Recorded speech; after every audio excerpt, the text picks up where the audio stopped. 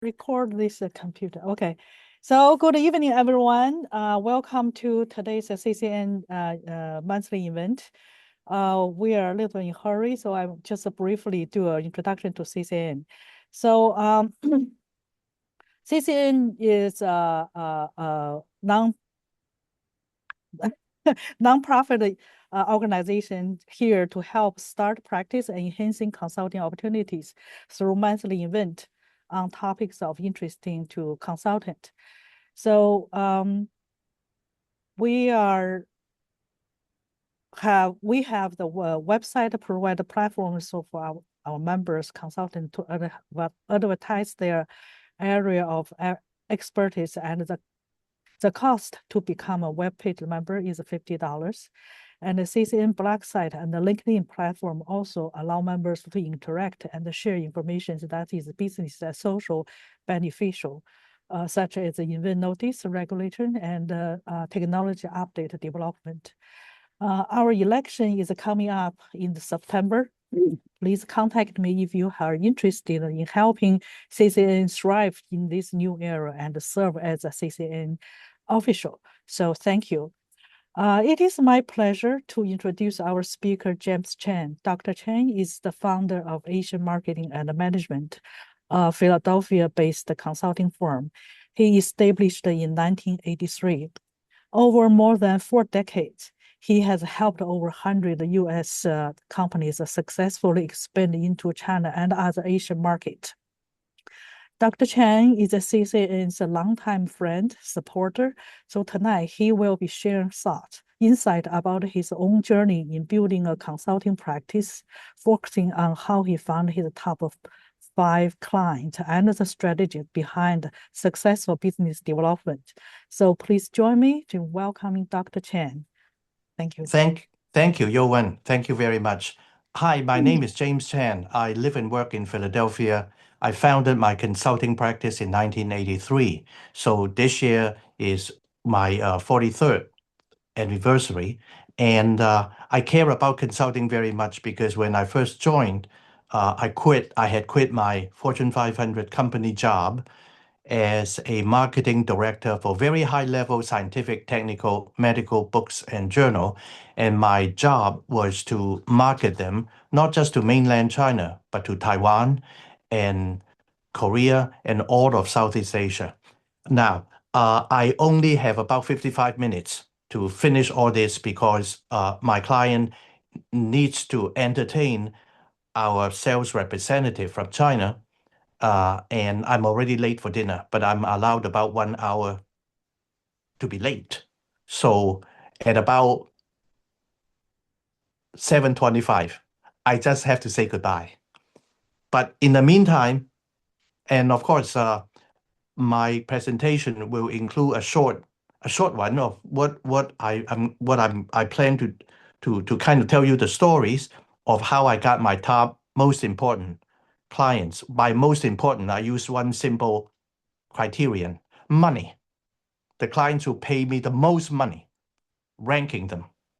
So my 5th largest client, I'm going kind of backwards, and how I got it.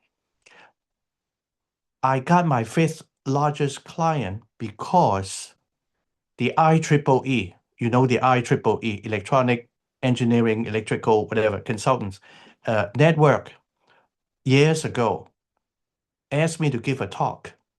And the talk happened to be on the campus of the University of Pennsylvania here in Philadelphia, where I live and work. So I went there, I was just doing my thing. And at the end of my talk, somebody, a professor in the engineering school, walked up to me, picked up a copy of my book. My topic was about basically doing business in China. And the man got a copy of my book, Spare Room Tycoon. And then when I finished my presentation, he told me, oh, there is a program in the engineering school where you might be able to help out. And either a few days or no more than a week or two went past, and I got a phone call. And to make a long story short, I got a consulting gig with the Penn Engineering School, and it lasted for 10 years. Now, the story I have told, I'm using it to tell you one thing I truly believe in. I think that in-person presentations in front of an audience, anywhere from several people to 200 people, which I have done, is one very good way of running into paying clients, clients who need you. Why? I think it's more than just people seeing you, watching who you are, what you look like, what you know, and ask you a lot of questions. And not only that, at the end of that presentation, somebody is going to bound to walk up to you and kind of participate in some small talks and asking you a couple of questions. Those are very, very important. Those momentary contacts are what lead to having a client. And and in that particular moment, I really didn't do anything other than telling people what were the pros and cons of doing well if you are a consultant, helping chemical companies, engineering firms expanding there. Let me move to my so let me repeat one more thing. Try to get yourself in front of as many events, whether they are association events, corporate events, retreats, even church events, even local high schools. Show up and give a talk. Let me move to my fourth largest client. Same thing. The US Department of Commerce Philadelphia office used to get me as one of a core group of people to advise for free companies in the Philadelphia region that want to do business in China. So that's fine. And one time years ago, Joanne, I think you can take the Spare Room Tycoon book image away. One time, I was giving a talk again somewhere in the suburbs of Philadelphia, maybe 2 hours away from Philadelphia or 2.5 hours. And I did something that I highly recommend. Earlier, I have just said that get your body in front of an audience. That's not enough.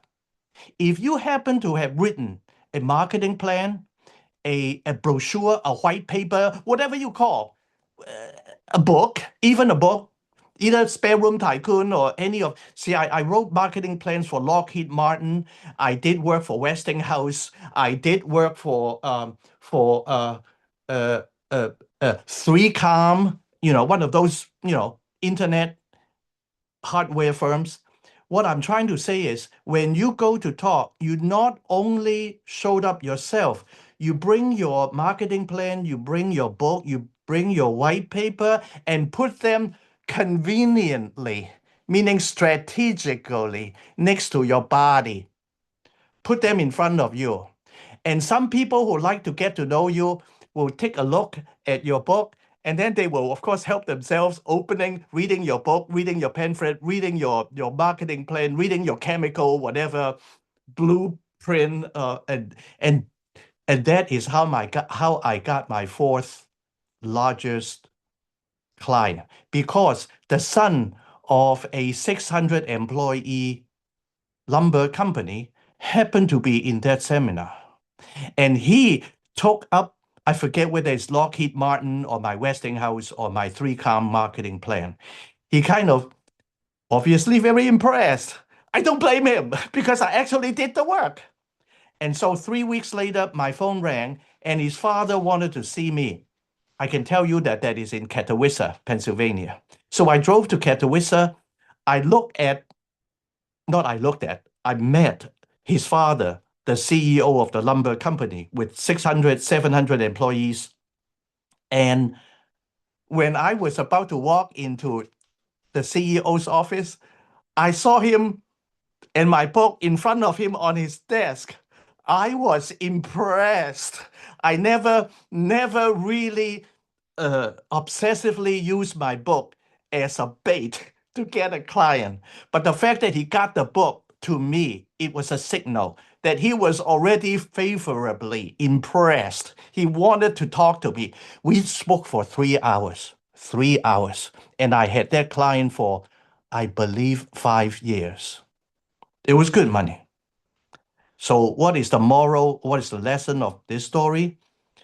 Bring your props, P-R-O-P-S. Bring your props, marketing plan, white paper, your book, a pamphlet, whatever you've done.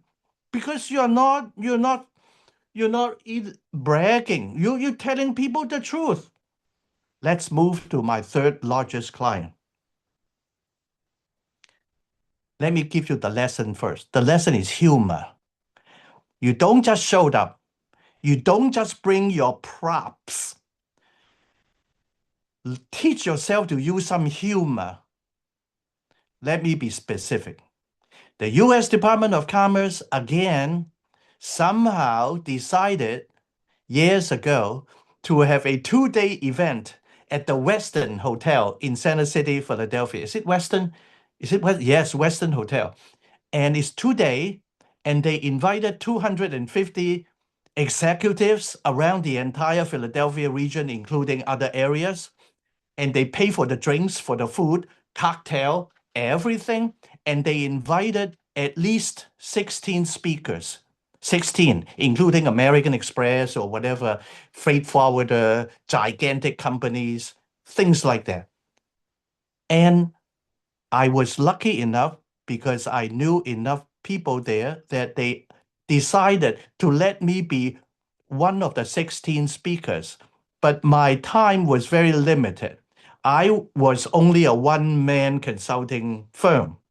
So they only gave me 5 minutes, and I was one of the last.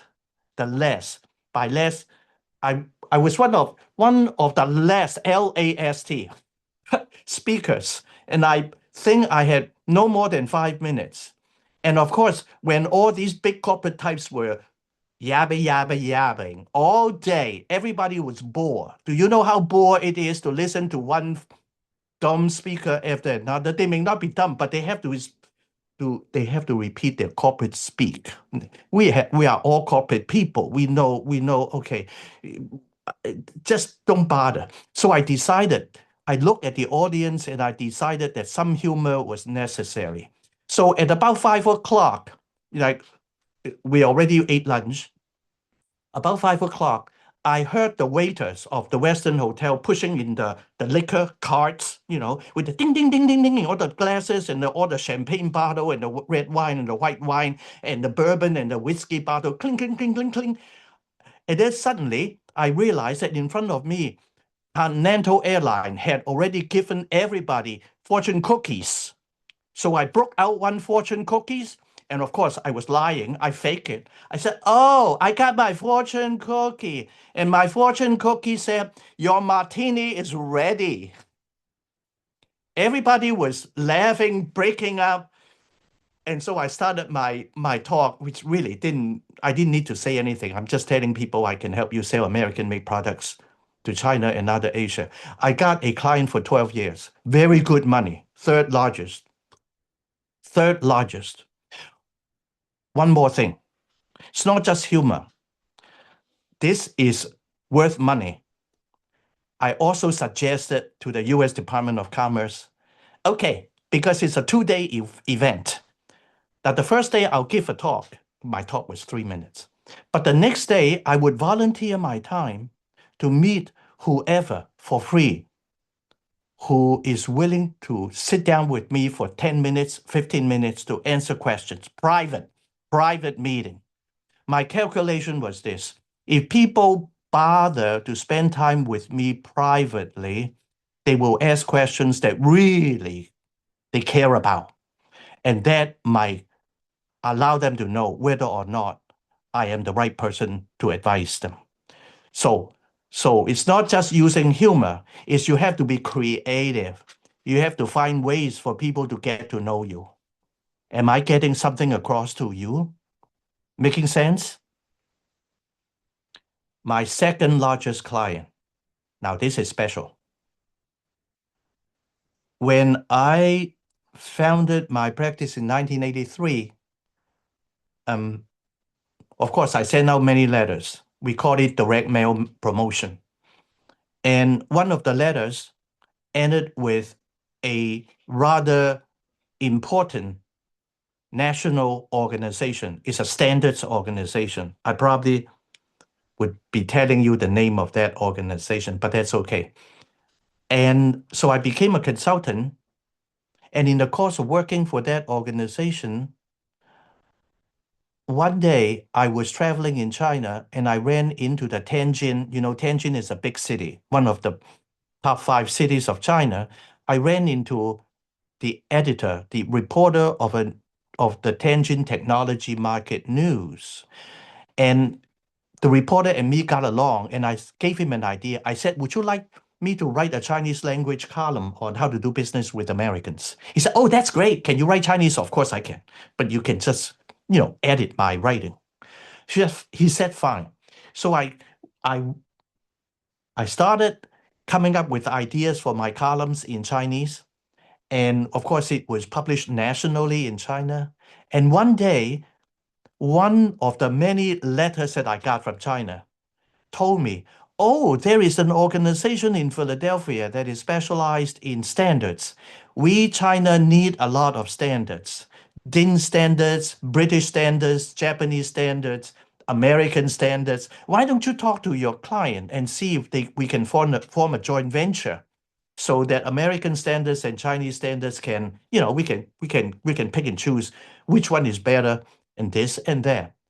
And we actually ended up forming a jointly published magazine called Standardization News, published in Beijing. And their client lasted 24 years. 24 continuous years. Good stuff. My biggest number 1 client. Again, by direct mail. I rented a mailing list in 1983, in the spring of 1983. You know, if you are older, if you're not 17 years old, you know that there was such a thing as a mailing list. And you know that mailing lists could come in the form of Cheshire labels, peel off labels. They are called Cheshire, pressure sensitive labels. The labels contain the names of CEOs, their titles, their complete addresses. So I sent out a round of letters. 2 weeks later, the phone rang. And the vice president and general manager of a specialty machine component manufacturer called and said, I got your letter. How much do you charge? Luckily, I was prepared to answer quickly. I gave him a number, so many dollars an hour. So I didn't wait. I didn't negotiate. I wasn't cagey. I was a straight shooter. He heard my hourly rate. He said, come over. I said, I don't have a car. Doesn't matter. You take the train. I'll pick you up at the railroad station. I got that client in the spring of 1984. And that is the exact company that I showed up earlier today with our valued Shanghai agent from China. We have made millions of dollars over the 40-something years. And my client is still my client. My client who hired me in the spring of 1984 is still my client. 42 continuous years and ongoing. What is the trick to that other than direct mail mailing? Trying to survive 3 CEOs. What I'm serving is the 4th CEO in my tenure at that company. I think the most important thing is, Joanne, I think something is wrong. Something is wrong. Joanne, What do you see that is wrong? the screen freezes, like the Gestapo is watching or something. Somebody is trying to thwart me. Never mind, I'll go on. So I think It my looks trick okay there from is this side. Let me just check. Can it's everyone all right. else Let me go see it? on. Let me go on Okay. because I'm about to finish. Let me go on. I think that the key is I love the client. I feel happy working for the client. Uh, I travel, anybody I flew to China with at their client location, I appreciate, I enjoy. I think that is the secret. You have to love your client. You have to love what you are doing, and you try not to participate in the company's politics. Politics is lethal, lethal. Sometimes it's fatal.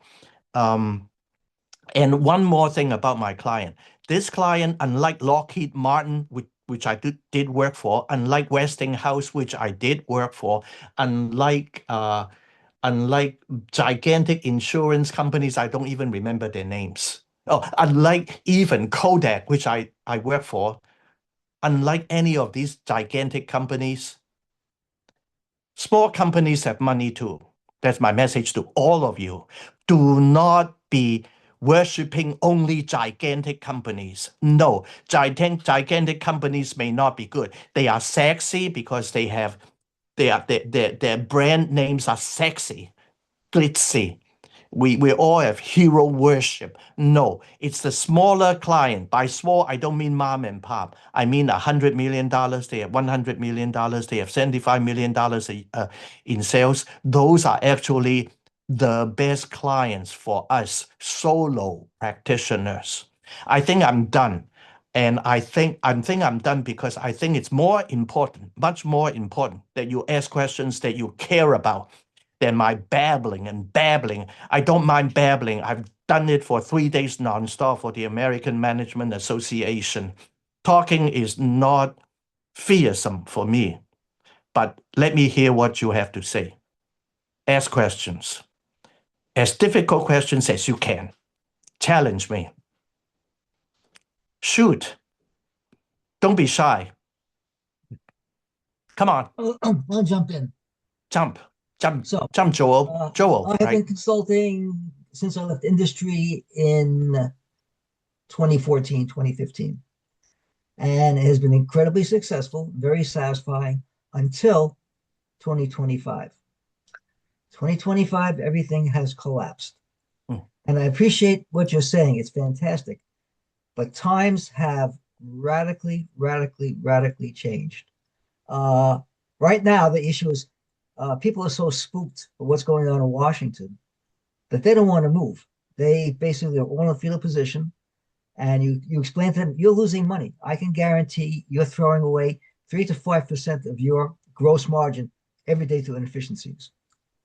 And they say that's absolutely right, but I can't predict tomorrow, and I don't know what Trump is going to do, and every day changes. So I understand I'm losing money right now. The only thing I care about is I want to make production.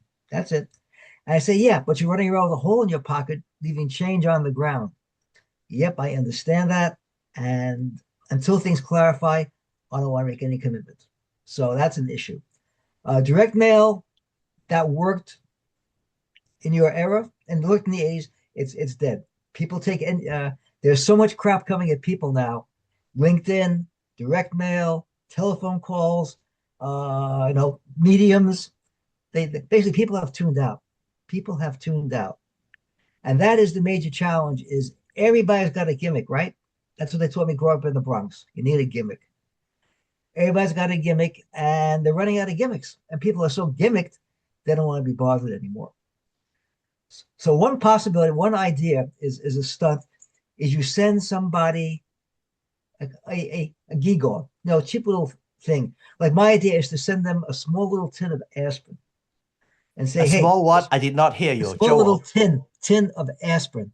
Yeah, the traveling tins that they say, maybe Okay. 5 aspirin tablets, a Okay. little metal tin, All probably right. plastic now.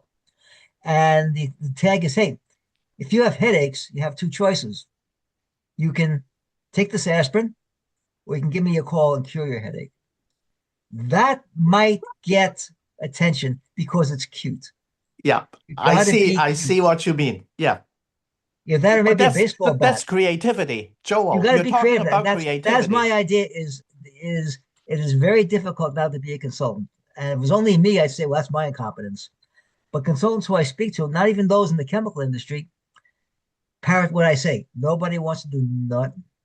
They're all hunkered down and they're waiting for this flash of light that will give them the divine enlightenment.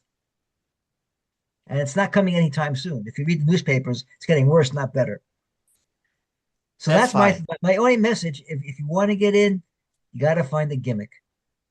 Fine. Totally acceptable. Understood. I recall a good follow-up to what you have just said. I recall being in Hong Kong and a Caucasian American man wanting a job, and he wrote a 5-page letter in Chinese to a toy manufacturer. He got that job. I bet. Something out of left field, Yep. right? That's why. That's how. That's how. So come on, questions. Don't be shy. You break the mold. You are James, not shy people. well, I have a question. You have so many clients, you have interacted with so many companies.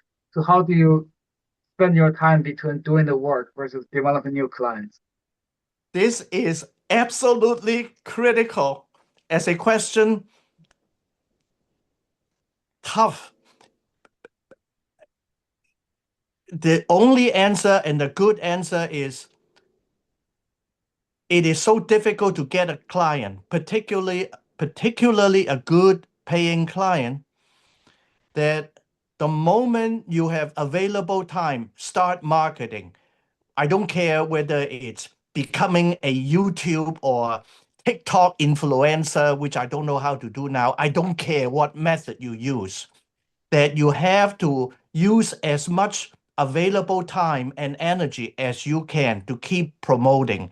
One chapter in the book Spare Room Tycoon speaks it out loudly, which is selling is like breathing. Fan. Do you breathe? Do you stop breathing, fan? Yes. Can you stop breathing for a long time? No. So keep this idea. The moment you have, other than going to the bathroom and doing number 1 or number 2, start selling, promoting. It should be part of your DNA, part of your breathing, part of your blood circulation. I make it sound like it's very tawdry or sordid or boring or tedious or depressing. Yes, it is all of the above. You better get used to it. Okay. Yeah. You better get used to it. You want to mate in a pond, you are a frog, you want to mate, keep croaking. Croak, croak, croak. That's the answer. Thank Come you. on. Come on. That's important. Yes, I have as an individual, the firm personality point of view for consultant. From you, I'm saying it's a very important for a consultant to be reactive, to be enthusiastic, and to be inclusion. Is that right? Oh, yeah, I do everything I can to make people laugh, to make people have fun. And one thing, Yowen, it's not when you talk in front of an audience, it's not just what you say that is important, it's what you wear. There's a chapter called Dressed to Bill. Dress of Bill. You have to dress in a sexy, glitzy, whatever you think is appropriate. You have to have humor. You have to make eye contact. You have to learn how to run from one corner of the room to another. You have to make people laugh. You have to be a little naughty. You have to have life. You can't be boring. I don't care you are the world's greatest chemist or chemical engineer. I don't give a shit. You have to be lively, happy, jovial, joyful. That is where you get clients. You don't want people sleeping on you. Yeah, Come on. Come on. important is we have some new consultant. They say, well, they would love to know how to get get the client without speaking out, like you say, too much. Like you have to jump out jump in front of people. But from my point of view, I said, if you want to be consultant, you have to willing to speak for yourself for what you want. So I think that's another point. Is that right? Yeah, can I put it this way? You can't wait for people to ask you to dance. You have to ask people to dance. I don't care what you feel. You have no courage to ask people, oh, buy me, or hey, I'm good. You have no courage, you starve to death. And then you go back to your 9 to 5 world and be a work slave. Good for you. Thank you. Come Hey, on. hey, James, this is Yes. Keith. How you Hi, doing? Keith. So could you remind people of your background? As I Oh, recall, your background involved, as a consultant, a lot of helping your clients interact and promote business with Asian countries, especially China. uh-huh. Remind us of that. And also, can you tell us about the industries that you've served to promote that interchange? I will, Keith. I will. May I see your face? I Well, cannot see your face. sorry, my camera's not working. Okay, fine. No, okay, you are forgiven. Now, my background, geography. I got all my 3 degrees, BA, MA, and PhD in geography of China. Hmm. And then I started my career as a professor, Boston University, Cortland at SUNY, State University of New York at Cortland. And let me tell you this, there was one moment in my early academic career that I realized I really didn't want to be an academic. I thought I wanted to be an academic. That's why I wanted to get a PhD. But by the time I got my PhD, I discovered I wasn't a book reader. I couldn't deal with reading book after book. I could read, but it's not my thing. And I ran into too many good scholars. Cut to the chase. But when I was young, growing up, I knew that countries were like individuals. Countries had their personalities. So I could deal with countries that as if they were individuals. And so I could therefore help become a mediator, an arbitrator, not in a legal sense, of making sure that they fight less, work together more. And of course, in page 104, there is a chapter in Spare Room Tycoon called A Myth of My Own. And it boils down to I spent 5 years fighting the immigration service, which wanted to deport me. They summoned me to 3 deportation hearings, 5 years going nowhere. I had to walk into a cathedral. I had to tell God, help me get a green card. And if you do, I will help pull 2 countries closer together. I have it in my book. So it was a willful, there is a word, not just willful. They call it willful superfluity. Very few people would understand why I would want to become Hercules. You know, the Greek semi-god Hercules. And I was having an image in my mind. I was Hercules standing in the middle of the Pacific Ocean, grabbing the North American continent with one arm and grabbing the Asian continent, particularly China, with another arm and pull them closer together. It's like topology. You are all scientists, PhDs, topology. So can you beat that for craziness? Keith, I have answered your question. That's my background. Okay, and so what industries were you mostly serving? Mostly chemistry or what other? Any industry that comes to me to be a mediator, to be a cultural mediator. So it can be robotics, it can be precision engineering, it can be springs, it can be abrasives, it can be lumber, it can be publishing, scientific publishing, it doesn't matter. Transvestites, how about, I don't care, animal husbandry, it doesn't matter. I am talking about helping 2 groups of people to fight less and learn to live with each other better. So it has nothing to do with whether it is soil, I am helping air, I am helping Yep. I'd be happy to help different religions work with one another. Yep. Does that answer your question, Keith? Yep. Yep. Got it. Thank you. Okay, come on. I My like it. turn. It's my Who's turn. Hello, speaking? Who can is you hear me? speaking? Oh, hi, Me, Tyler. Tyler. Tyler. That's me. Hi, Tyler. So, yeah, a little disappointed. I made a whole career out of being boring, and now you're Good for telling you. me that I've been approaching it all wrong. Uh, One of the things that I've noticed, kind of in the last couple of years is, now that everybody has access to AI, Yes. when you used to go into a consulting deal, Uh, you were always assumed to be the expert, the person who had the knowledge that they didn't have. uh-huh. And now I find that every time you go in, um, they say, well, we looked it up on ChatGPT and it said this. And I mean, I've sat in on meetings where I used to sell a product and I knew the amount I sold, I knew the price I sold it at, I knew the people who bought it, and the people who wanted that information would say, no, that's not right, because we found on ChatGPT that it said that, and it's like, well, I don't know all facts, but there were certain facts that I know, and you're always competing with another expert in the room who isn't there, but they're sitting on your shoulder. So just curious how you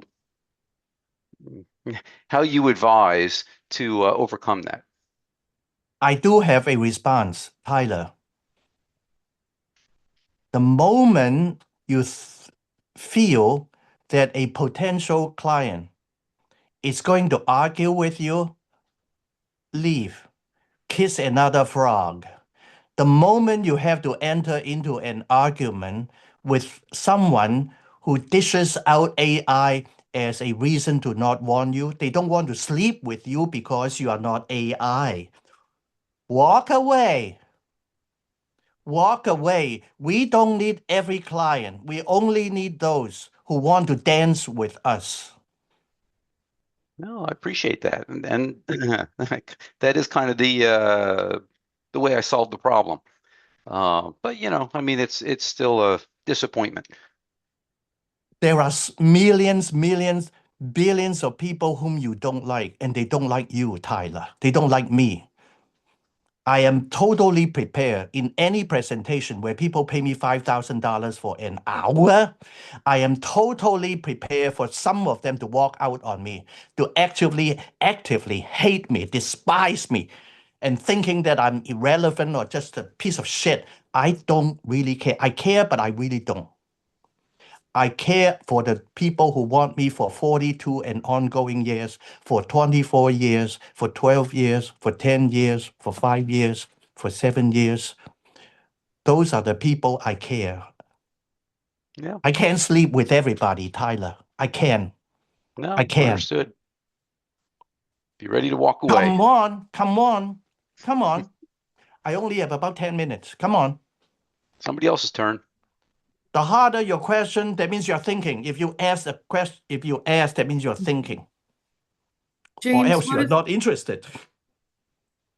what is the best way to get your book? Best way from your point of view?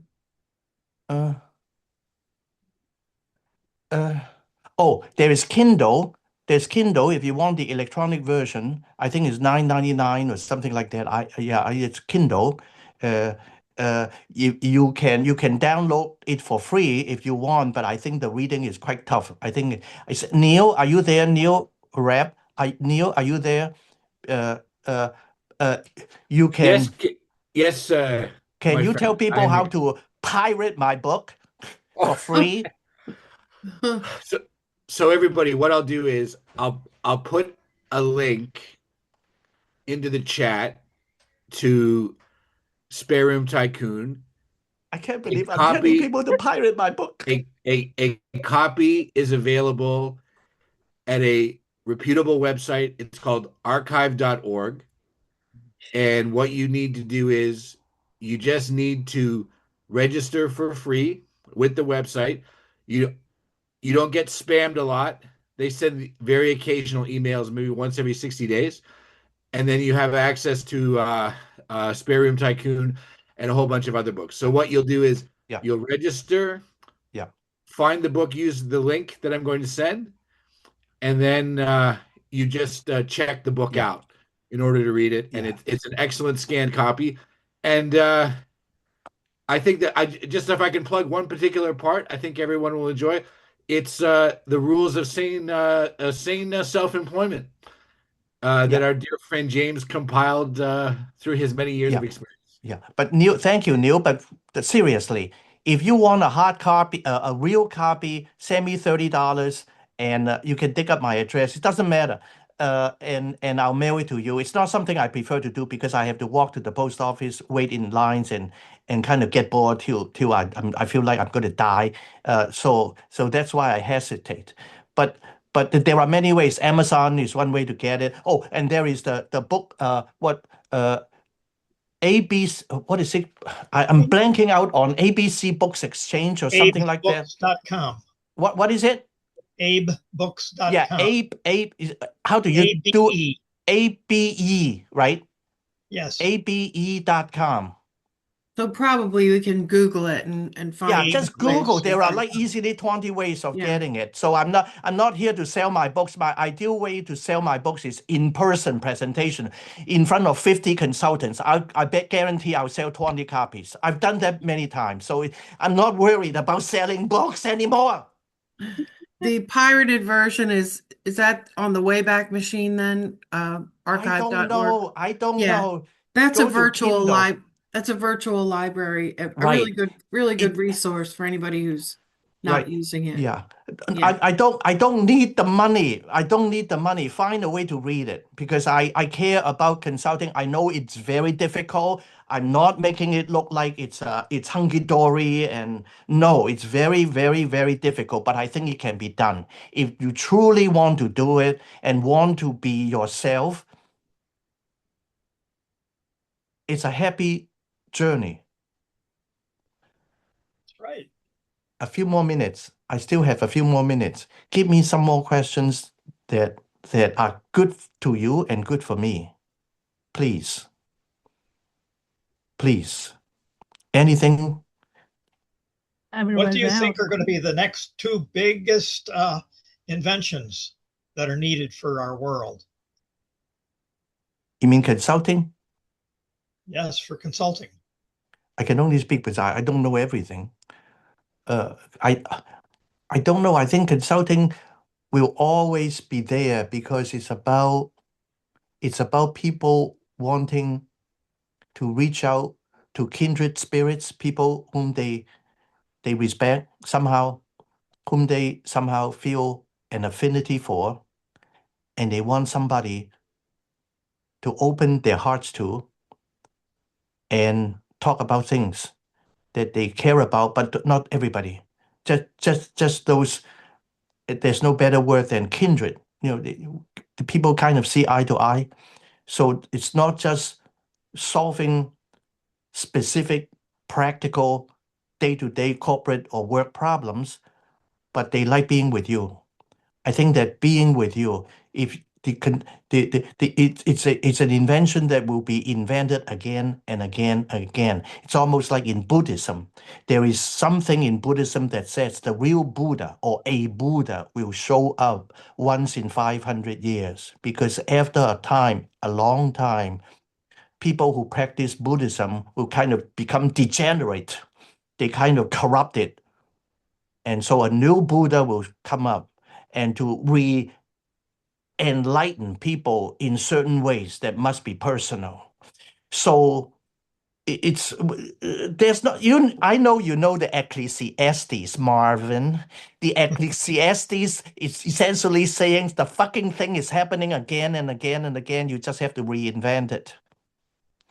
And even for the people who are Chinese here, there is this the 大学, the big learning, the big classic sets. The beginning sentence is like, do something new every day. Renew every day. It's the same dish, but you stir fried it, you bake it, you grilled it in a new way. You come up with new gimmicks, as Joel said earlier. New gimmicks, new humor, a new emotion, a new clothes, a new look, whatever. So now it's been delightful. If you have no questions, I'm going to eat lunch with my, yes. All right, now Tyler. I have a more specific question. So I know someone in China who makes a product that I am familiar with, good quality, everything else. What's the best way to bring it into the US? First of all, I have done Chemical. work like that. I Yeah. have done it like that. But I also need to tell you, Tyler, my specific niche or niche is exporting American products. So it's the other way, Tyler. Okay. Although during my 2-year midlife crisis period, I did work for a firm that manufactured Christmas products in Zhuhai, in Hong Kong, in Taiwan, and in Macau, and in Bangkok. And what I learned during those 2 years as a wage slave, but doing work that I like to do, and I was very good at, was in order to do that, you have to find an agent or a manufacturer of that particular product with whom you get along. It's really finding a spouse, finding somebody you see eye to eye with. Because whatever you make, I can guarantee you a dozen other people make the same thing. So your not job, your work, your goal has to be see as many of these people as possible and see with whom somehow there is some kind of an emotional, mental, intellectual, I don't care what it is, connection, an affinity. Somehow you have a trust. I don't know why, but you have it. Once you know it, you know it. It's a feeling. It's a feeling. I'll tell you, I'm not just babbling, because the founder of that, I think 750 employee company making Christmas products, he found a guy in Taiwan at a trade show. Somehow, the moment they started talking with each other, he had a liking for that man, kind of a crazy man, the Chinese guy in Taiwan, kind of a little loony, but very good. He knew what he was doing.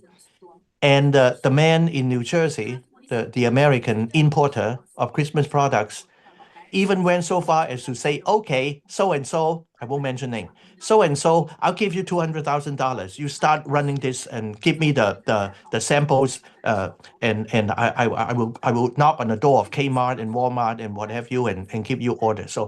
So it's almost like finding a spouse, Tyler. You have to do your homework. You have to go to all the bars and the the churches and the movie houses, talking to people who are your potential manufacturer of their product. Good Yeah, advice. It's Tyler, personal. It's a personal feeling, because it's beyond what the man or the woman is showing you. It's you are trusting your instinct, okay, Tyler? Gotcha. That is extremely important. Very good. Thank you. Last summer, actually, I had a little interaction with the commerce one official, and what he told me is, you go out, come in. You can bring anything. Come in, if it is really needed, and also you possibly apply for the tariff exemption, Yeah. or some degree of the exemption. You will learn how those things, yeah, the nuts and bolts of export. importing, you will learn over time. You will. Export, their limitations. Of course, depend on what type of product need to be out right now. Yeah. Right now. Right. It's a personal business. I think it's the personal interaction, trust and comfort, 2 words. The whole world of successful business is based on 2 legs, trust and comfort. Okay. Anyone? So, yeah, I'm sorry. Give me at the most 5 minutes, and I'm going to say goodbye. Any more questions? No, thanks a lot, James. Appreciate it. Thank you. Thank you so much. So I'm again, Yowen, thank you for doing this. And I think this is a good time. Short and sweet. Yeah, I think it is a good dialogue. It's just like good friend again together on Okay. screen, see everybody's face. Yeah. This is why I like the online meeting, which is really can talk well. Yeah. Very But good. yeah, I'm really appreciate your time, and then I'm sorry to keep your so Okay. like get out of your meeting and then make this to be Very good. Very good. available for And everyone. Yeah, for us. Yeah. thank you, Yowen, and thank you, Michael. It's good seeing you again. So Yeah. goodbye. Good seeing you again, Thank you, James. Have fun at your James. dinner. Yeah. Thanks. Bye-bye. I will send Bye-bye. you the See you. report. Bye. Yeah. Bye-bye. Bye-bye.